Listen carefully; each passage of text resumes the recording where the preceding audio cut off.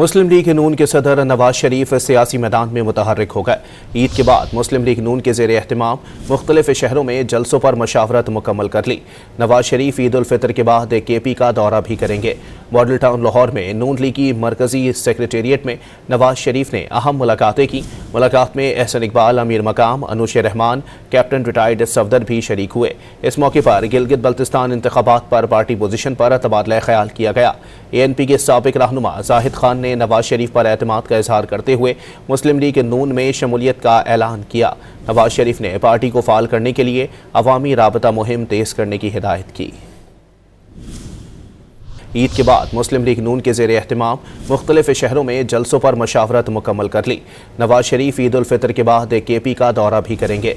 Model town Lahore में नून league की मरकजी सेक्रेटेरिएट में नवाज शरीफ ने अहम मुलाकातें की। मुलाकात में एहसन इकबाल, अमीर मकाम, अनुश रहमान, कैप्टन रिटायर्ड सफदर भी शरीक हुए। इस मौके पर गिलगित बल्तिस्तान इंतखाबात पर पार्टी पोजीशन पर तबादला ख्याल किया गया। ANP के साबिक रहनुमा जाहिद खान ने नवाज शरीफ पर एतमाद का इजहार करते हुए मुस्लिम लीग नून में शमूलियत का ऐलान किया।